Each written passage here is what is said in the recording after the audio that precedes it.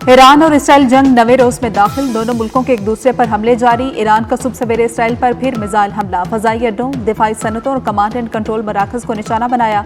Israeli media के मुताबिक 8 रोज में ईरान के मिसाइल हमलों में हलाक इसराइलियों की तादाद 24 हो गई। 1150 जख्मी हुए, 16 जख्मियों की हालत तशवीशनाक है। ईरानी शहर कुम में रिहायशी इमारत पर इसराइली हमले के बाद हलाकतों में इजाफे का खदशा। ईरानी वजीर खारजा अब्बास अरागची OIC इजलास में शिरकत के लिए इस्तांबुल पहुंच गए।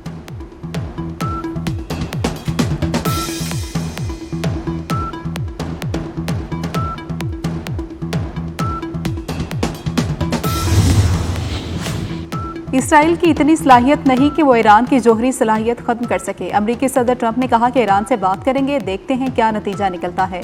मुज़ाकरात से पहले सीज़ फायर चाहता हूं। मजीद कहा कि ईरान पर हमला करने का फैसला करने के लिए ज्यादा से ज्यादा 2 हफ्ते लूंगा। ईरान में जमीनी अफवाज उतारना आखिरी हल होगा।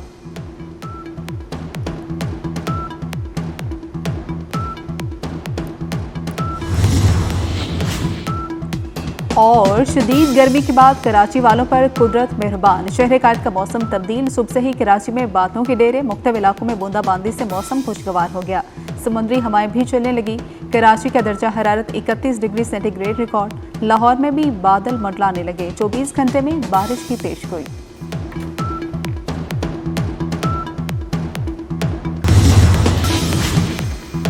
ईरान से बात करेंगे, देखते हैं क्या नतीजा निकलता है। मैं मुज़ाकरात से पहले सीज़ फायर चाहता हूं। अमरीकी सदर डोनाल्ड ट्रंप का कहना है कि रुकना बहुत मुश्किल होगा। ईरान पर हमला करने का फैसला करने के लिए ज्यादा से ज्यादा 2 हफ्ते लूंगा।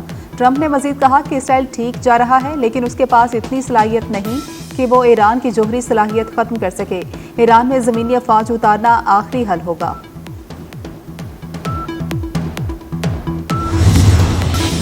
पाकिस्तान ने ईरान तनाज़े पर सालसी की पेशकश कर दी।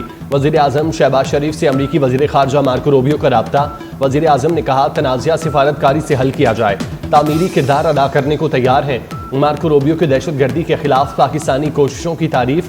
पाक अमरीका तिजारत, सरमायाकारी, तवानाई और दिफाई शोबों में ताउन बढ़ाने पर इत्तेफाक। फील्ड मार्शल आसिम मुनीर और सदर ट्रंप की हालिया मुलाकात पर इत्मीनान का इजहार। वज़ीर आज़म की सदर ट्रंप को पाकिस्तान आने की दावत।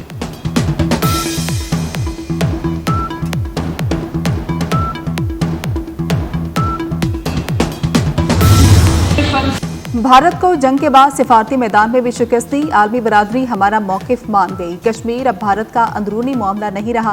भारत को सिंतास मुआहदा भी मानना पड़ेगा। भारत ना माना तो एक जंग और होगी और फिर 6 दरिया पाकिस्तान के होंगे। सिफारती मिशन के सरबराह बिलावल भुट्टो का वतन वापसी पर खिताब। कहा, हम अपने दिफा के लिए लड़ना जानते हैं।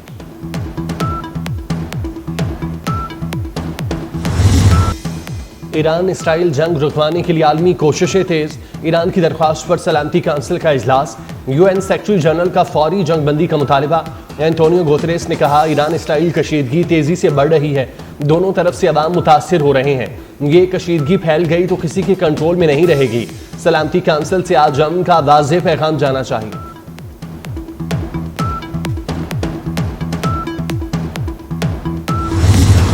इसराइल बैनुल-अक़वामी कवानीन की खिलाफवर्जी कर रहा है। गैर कानूनी तौर पर ईरान पर फजाई हमले हो रहे हैं। पाकिस्तानी मंदूब आसिम इफ्तिखार अहमद का सलामती कौंसिल से खिताब।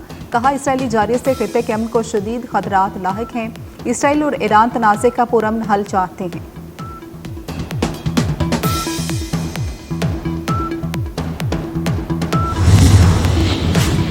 ईरान ने मुज़ाकरात को इसराइली हमले रोकने से मशरूत कर दिया। ईरानी सदर मसूद पेज़ेश्कियान का हमले रुकने तक किसी से बातचीत न करने का ऐलान। कहते हैं जंग के खात्मे का रास्ता जारियत को रोकना है।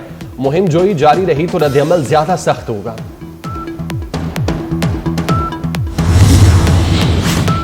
अमरीकी मुज़ाकरात के कई बार पैगामात भेज चुके हैं। ईरानी वज़ीर ख़ारजा अब्बास अरागची का इंकशाफ। कहते हैं इसराइली जारियत के खात्मे तक बातचीत की गुंजाइश नहीं है।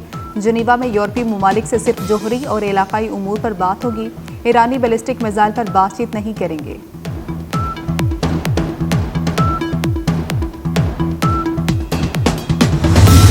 इसराइली दिफाई निजाम मिसाइल रोकने में नाकाम। ईरान के मिसाइल हमलों ने इसराइल में तबाही मचा दी।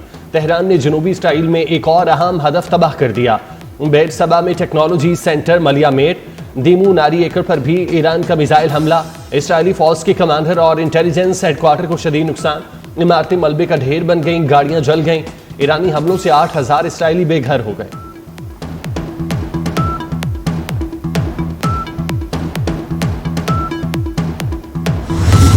ईरान 2 हफ्तों में जौहरी हथियार बना सकता है, तर्जुमान व्हाइट हाउस का दावा। ईरान को एटम बम बनाने के लिए सिर्फ सुप्रीम लीडर की मंजूरी चाहिए।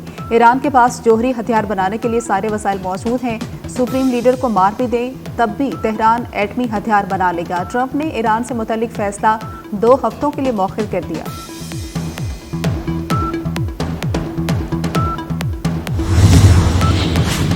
मशरक़े वुस्ता जंग की खाई में गिर रहा है। ईरान में अमरीकी टैक्टिकल असलहे का इस्तेमाल तबाहकुन होगा। रूस ने वाशिंगटन को खबरदार कर दिया। तर्जुमान मारिया ज़खरूफ का कहना है खित्ते की सूरत हाल तशवीशनाक है। ईरान में हुकूमत की तब्दीली नाकाबिल तसव्वुर है। सदर पुतिन सालसी के लिए तैयार है।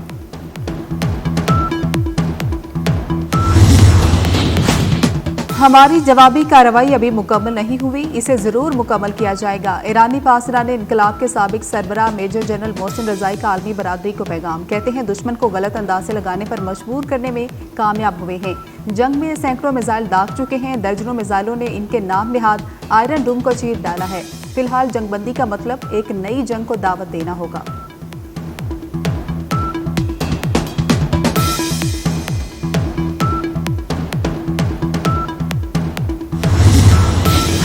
पाकिस्तान ने दहशतगर्दी के खिलाफ जंग में सबसे ज्यादा कुर्बानियां दी। कुछ अनासिर ने हाइब्रिड वॉरफेयर को हथियार बना लिया। हाइब्रिड वॉरफेयर बतौर हथियार इस्तेमाल हो रही है। फील्ड मार्शल आसिम मुनीर का वाशिंगटन में थिंक टैंक, पॉलिसी माहिरीन और आलमी मीडिया से तफसीली मुकालमा।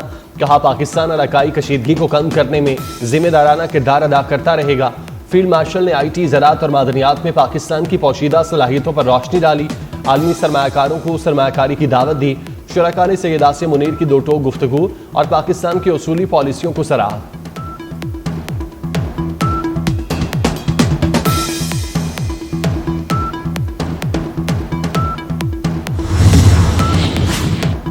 वज़ीर आज़म शहबाज शरीफ की मौलाना फजल रहमान की रिहाइशगाह आमद हुई। मौलाना के छोटे साहबजादे अरशद महमूद पर हमले और अगवा की कोशिश पर तशवीश का इजहार किया।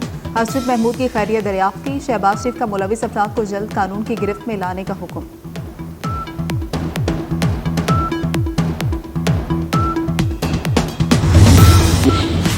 नायब वज़ीर आज़म इसहाक डार इस्तांबुल पहुंच गए। OIC वज़राए खारजा इजलास में शरीक होंगे।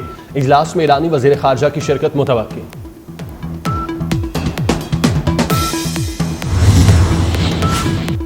हुकूमत का 5 लाख टन चीनी दरामद करने का फैसला। वज़ारत ग़िज़ाई तहफ़्फ़ुज़ ने वजाहत दी है कि मुल्क में चीनी वाफिर मिकदार में है। दरामद का फैसला चीनी की कीमत में इस्तेहकाम के लिए किया है।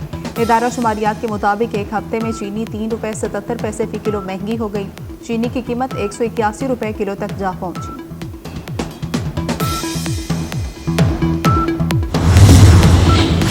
वज़ीर आज़म की PNSC के लिए लीज पर बहरी जहाज लेने की हिदायत। शहबाज शरीफ की ज़ेर सदारत पाकिस्तान नेशनल शिपिंग कॉरपोरेशन के अमूर का जायजा इजलास। वज़ीर आज़म की 2 हफ्तों में PNSC का बिजनेस प्लान पेश करने की हिदायत। कहा बरास्ता समंदर तिजारत पर $4 अरब लगते हैं। 2 हफ्तों में PNSC का बिजनेस प्लान दिया जाए। प्लान पर $4 अरब बचाने का लाहेअमल शामिल हो।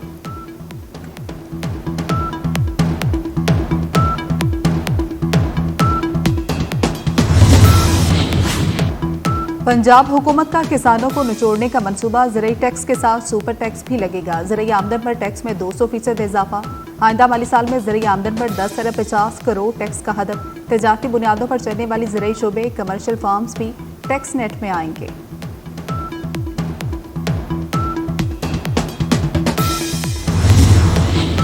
पहलगाम वाक़े के भारत के पास कोई सबूत नहीं। साबिक सरबराह भारतीय इंटेलिजेंस सर्विस अमरजीत सिंह दलित का एतराफ़। पहलगाम वाक़या भारतीय इंटेलिजेंस और सिक्योरिटी की नाकामी करार दिया।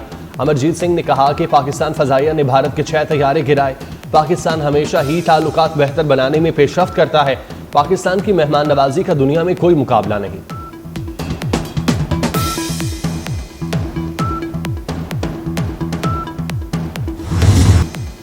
गर्मी के मारों को रेस्क्यू करने का मिशन बादलों की टीम पाकिस्तान पहुंच गई। 23 जून तक कायम करेगी। महकमा मौसमियात ने बलोचिस्तान, पंजाब, खैबर पख्तूनख्वा, गिलगित बल्तिस्तान और कश्मीर में बादल बरसने की नवीद सुना दी।